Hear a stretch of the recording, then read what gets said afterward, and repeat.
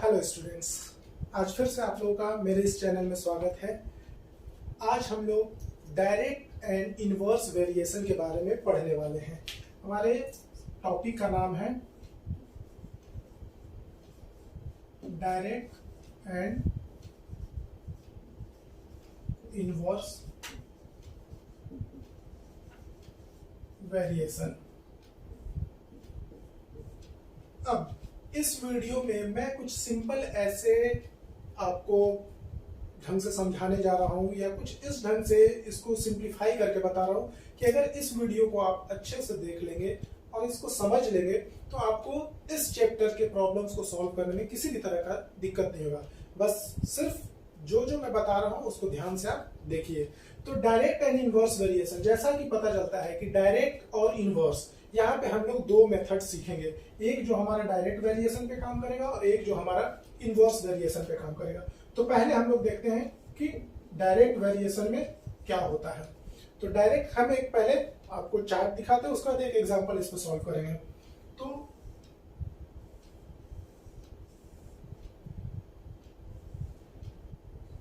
इसमें हम x और y, x का हमारा दो वैल्यू होता है x1 और x2। उसी तरह अगर y का भी दो वैल्यू है y1 और y2।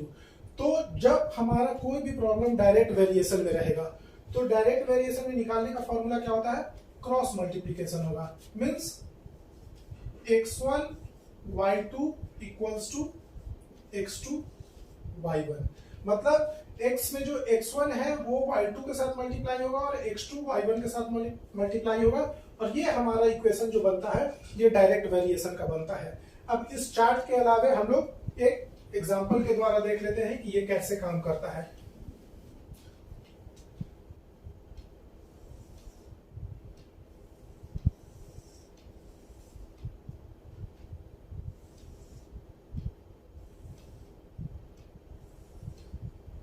यहाँ हम लोग देख रहे हैं नंबर ऑफ मेन और नंबर ऑफ चपाती, जिसको हम लोग रोटी या चपाती कहते हैं।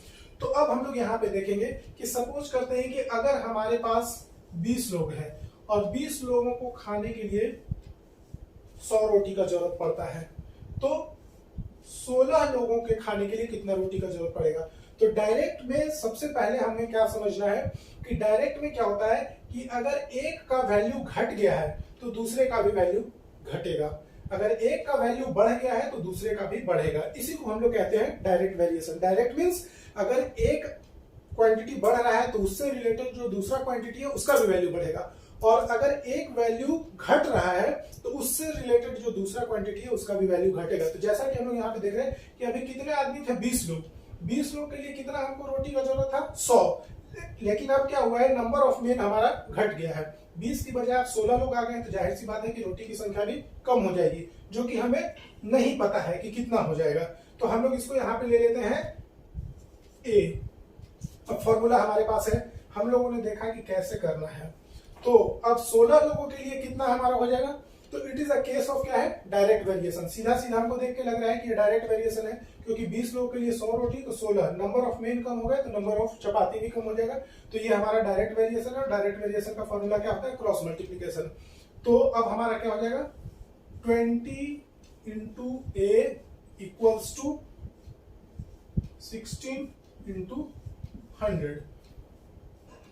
तो ए यहां रह जाएगा 16 इंटू 100 बाई 25 तो a इक्वल्स टू हमारा क्या निकल गया? 80। मतलब अगर 20 लोग हैं तो 100 चपाती का जरूरत है, और अगर 16 लोग हो गए तो अब हमें कितने चपाती की जरूरत है? 80। तो यहां हम लोग देख रहे हैं कि जब हमारा वैल्यू घटता है तो दूसरा यूनिट भी घट जाता है, और अगर पहला बढ़ेगा तो दूसरा ही बढ़ेगा। तो सेम फ्रीक्वेंसी में अगर चेंज हो रहा है, अगर एक के क्वांटिटी के बढ़ने से दूसरा भी बढ़ जा रहा है या एक के घटने से दूसरा भी घट जा रहा है, तो ये हमारा डायरेक्ट वेरिएशन होता है। और इसको निकालने का हमारा फॉर्मूला क्या है? Cross multiplication. कि अगर यहाँ पे हम इसको x1 और x2 ले लेते हैं, y1 और y2, तो x1 y2 के साथ इंटू होगा और x2 y1 के साथ होगा।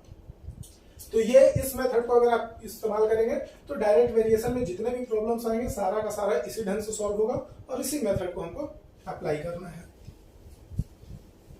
अब हम लोग आते हैं दूसरे पे। दूसरा हमारा क्या है, इनडायरेक्ट वेरिएशन या इनवर्स वेरिएशन जिसको कहते हैं। तो इनवर्स वेरिएशन, अब अगेन सेम चार्ट हमको फॉलो करना है।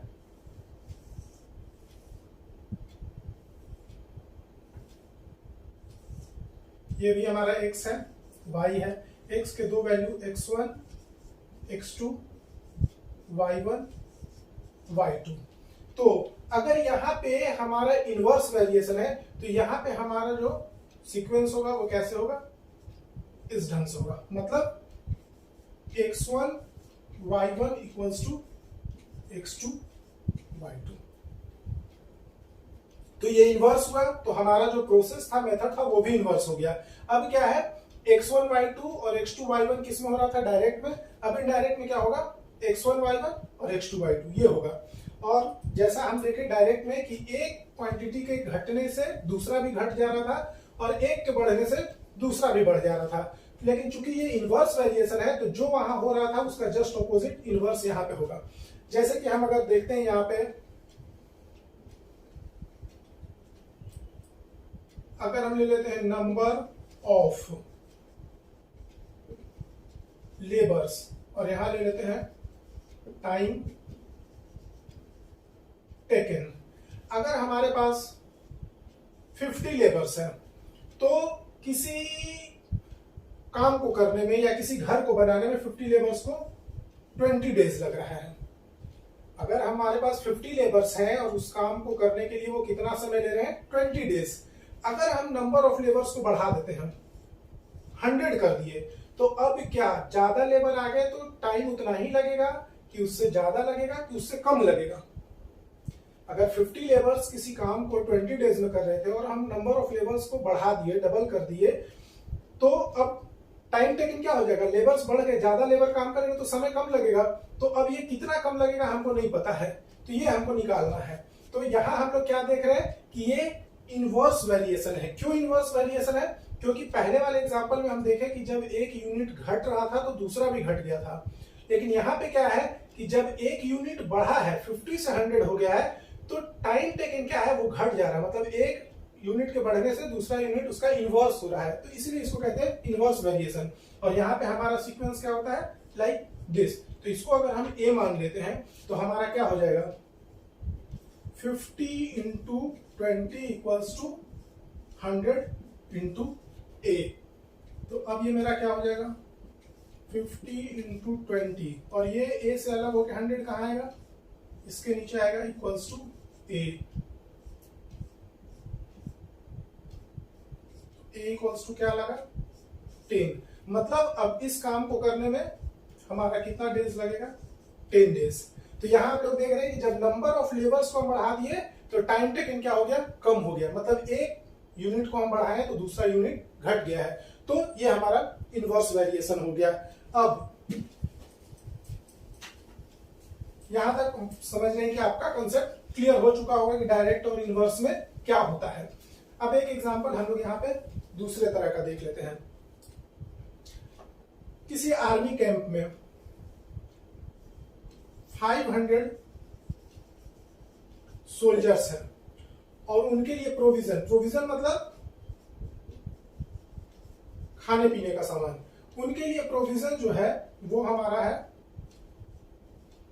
मान लेते हैं 40 डेज का है, ठीक है। लेकिन ये 40 डेज क्या है, अब बढ़ के कितना हो गया है, सपोज करते हैं 50 डेज। तो अगर 500 सोल्जर्स के लिए कोई प्रोविजन 40 डेज चल रहा था और अब वो 40 डेज के बजाय 50 डेज चल रहा है, तो इसका मतलब क्या है कि नंबर ऑफ सोल्जर्स बढ़े हैं कि नंबर ऑफ सोल्जर्स घटे हैं। क्योंकि ये हमको देखना होगा कि ये डायरेक्ट वेरिएशन है कि इनडायरेक्ट वेरिएशन है। अगर 500 लोग किसी खाना को खा रहे हैं तो वो खाना 40 दिन चल रहा है, लेकिन अब वही खाना जो 40 दिन चल रहा था वो 50 दिन चल रहा है। तो ये क्या हुआ, नंबर ऑफ डेज बढ़ गया। तो ये नंबर ऑफ सोल्जर्स बढ़ा है कि घटा है, जाहिर सी बात है कि घटा है, क्योंकि जब 500 लोग खा रहे थे तो 40 दिन चल रहा था, 50 दिन चल रहा है, मतलब खाने वाले लोगों की संख्या कम हो गई है, 500 से कम हो गया है। तो हम यहाँ पे क्या कर दिए कि let X number of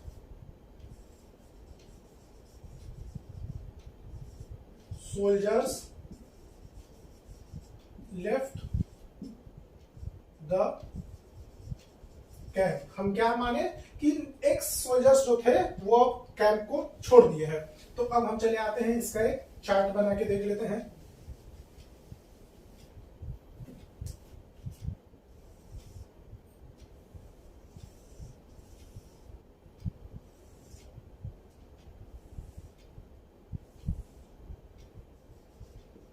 number of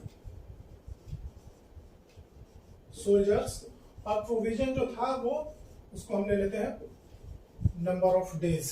तो हम लोग देखे थे कि जब हमारे पास 500 सोल्जर्स थे तो हमारा कितना दिन खाना चल रहा था, 50 दिन।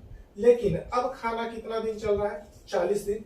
तो जब खाना ज्यादा दिन चल रहा है, या फिर हम इसको इस ढंग से ले लेते हैं कि पहले जो हमारा प्रोविजन था वो 40 दिन चल रहा था। जब 500 लोग खाना खा रहे थे तो 40 दिन चल रहा था, लेकिन अब वही खाना क्या है, 50 दिन चल रहा है। इसका मतलब कि अब खाना ज्यादा दिन चल रहा है, और ज्यादा दिन चल रहा है तभी ये ज्यादा दिन चल सकता है जब खाने वालों की संख्या कम हो गई हो। तो हम लोगों ने लिया कि इसमें से एक सोल्जर्स छोड़ दिए हैं कैंप को। तो हमारे पास अब नंबर ऑफ सोल्जर्स क्या बच गया, 500 माइनस एक्स।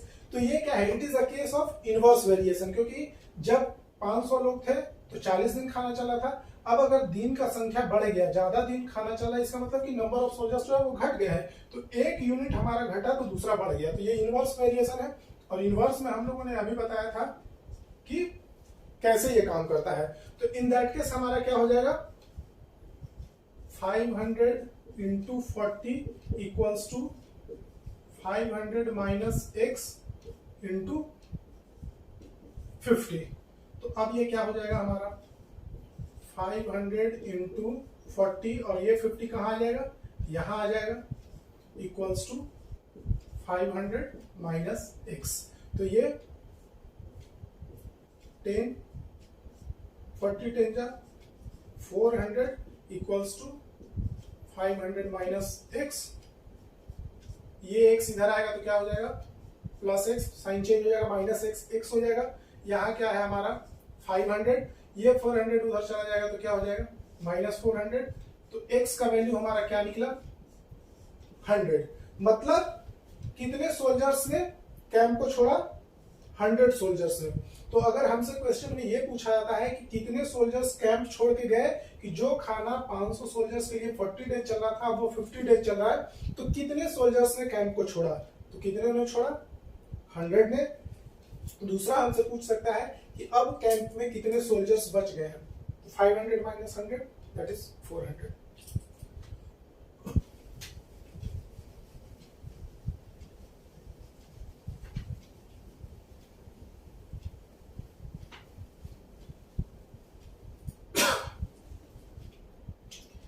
ये हो गया हमारा डायरेक्ट एंड इनवर्स वेरिएशन। इसी में एक हमारा आता है टाइम एंड वर्क। तो इससे रिलेटेड भी एक क्वेश्चन हम लोग देख लेंगे कि टाइम एंड वर्क कैसे काम करता है। तो टाइम एंड वर्क कैसे काम करता है ये हम लोग एक एग्जांपल में देखेंगे। उससे पहले कुछ आपको हम बता देते हैं कि अगर हमसे पूछा जाता है कि इज 1 डे वर्क, कि एक दिन का काम क्या होगा, तो 1 बाय हम लोग क्या लिखेंगे, time taken by A to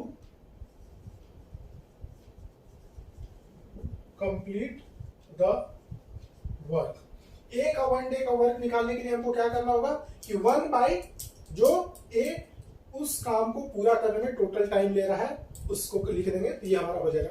उसी तरह अगर हमको निकालना पड़े कि time taken by A to complete the work, तो क्या हो जाएगा, ये यहां आ जाएगा, और 1 bye as 1 day work.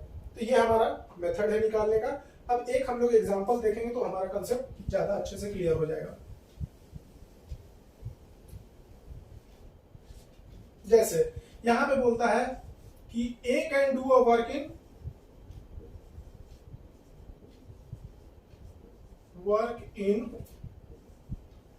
20 days। A क्या करता है, एक काम को 20 दिन में खत्म कर देता है। A plus B together can complete the work in, मान लेते हैं 12 days, कि ए अकेले किसी काम को करता है तो उस काम को खत्म करने में उसे 20 days लगता है। ए और बी मिल के काम करता है तो उस काम को वो 12 days में खत्म कर देता है। तो हमको यहां निकालने के लिए बोल सकता है कि time taken by B alone to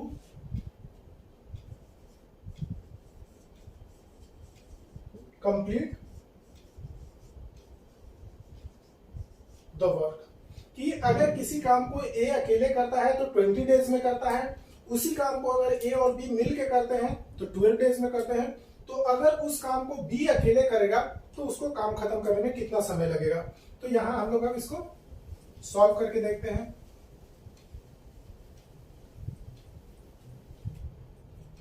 अब ए प्लस बी कितना में कर रहा है, 12 days में। तो हम लोग लिखेंगे कि ए प्लस बी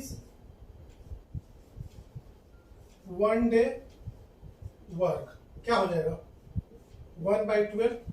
अभी हम बताए थे कि अगर किसी का 1 day का वर्क निकालना है तो 1 day का वर्क कैसे निकालता है, 1 divided by total time taken to complete the work. तो ए और बी का टोटल टाइम कितना लग रहा है, 12 days, तो उनका 1 day का वर्क कितना हो जाएगा, 1/12।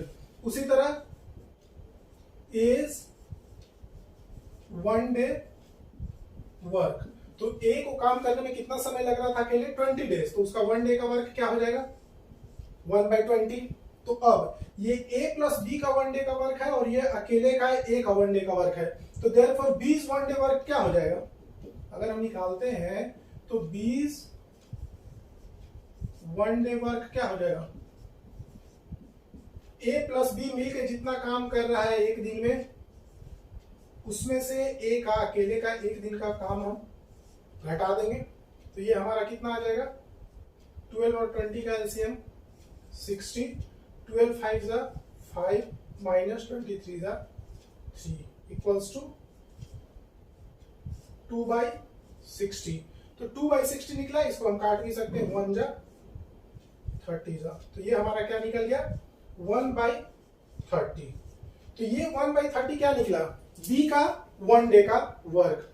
तो अब जब 1 day का वर्क निकल गया तो टोटल डे का निकालने का फॉर्मूला हम शुरू में ही बताए थे, वो क्या हो जाएगा हमारा, यहां देख लेते हैं। देयरफॉर टाइम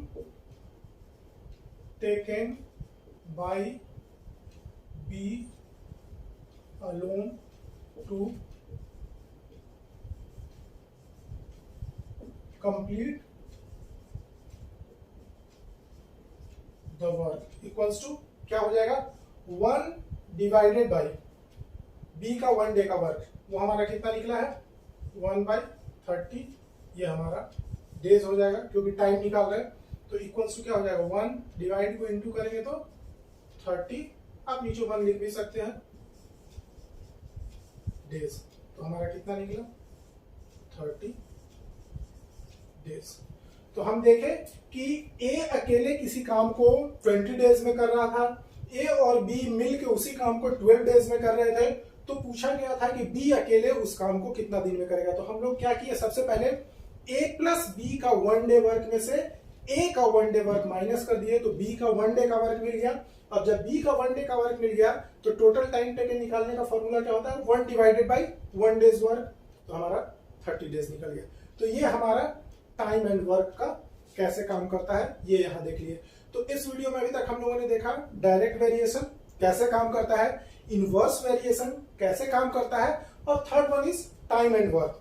तो इसमें एक और क्वेश्चन आता है जिसको कि हम थोड़ा सा आप लोग को समझा दे रहे हैं।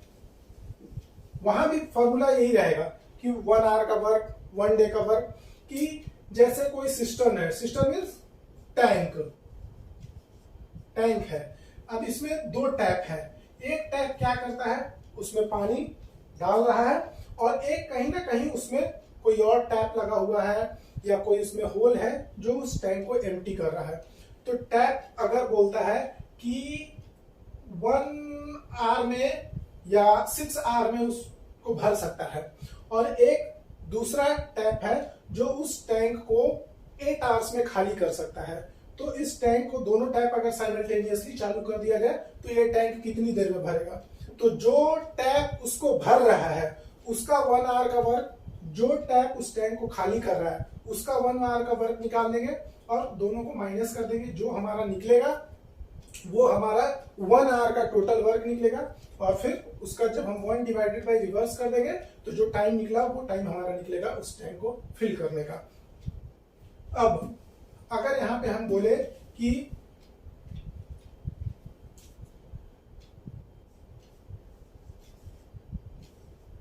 Tap fills a tank in X hours। Tap क्या करता है, एक टैंक को X hours में फिल करता है। तो टैप्स